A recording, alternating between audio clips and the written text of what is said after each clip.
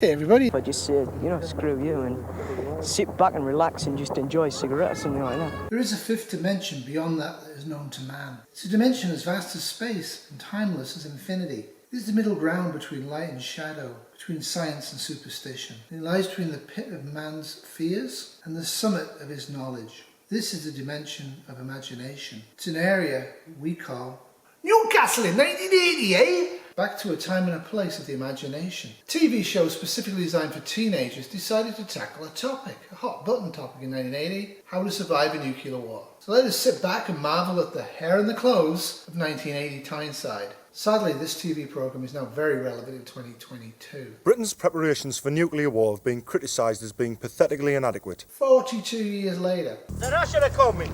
The Russians are coming! The Russians are coming! Well, they might be, but how real is the threat of nuclear war today? It's actually very likely according to a whole bunch of press reports. When I do my reading around, I find American and Canadian press sources are largely downplaying the risk of nuclear war with Russia. Other countries are not. What I do know is no one's talking peace. This is a test launch of a Russian intercontinental ballistic missile called the Samad.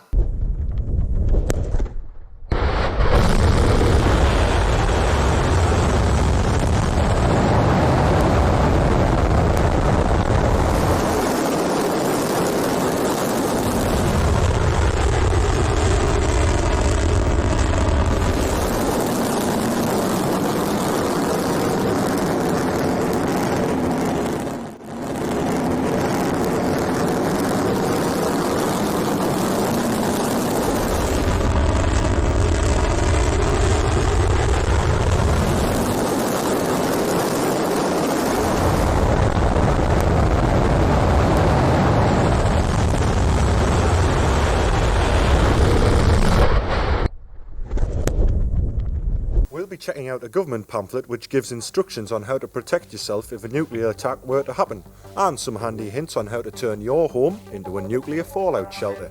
Don't get too excited, but they're actually going to build one. Teenagers were less triggered in 1980 than they would be now. Well, apparently these instruction books would be issued free during a time of political tension, giving everyone time to get ready. She's just directly quoted the government. In 2022 in the United Kingdom and most countries of the West, you would be SOOL. But looking at the kind of work involved to reinforce your shelter, it's estimated about a tonne of earth would have to be dug from your garden. We're talking about an imperial tonne of earth. I had to look that up. An imperial tonne is 2,240 pounds weight. What is it in kilograms? 1,016 kilograms. So you better have a really strong ceiling and a really strong floor.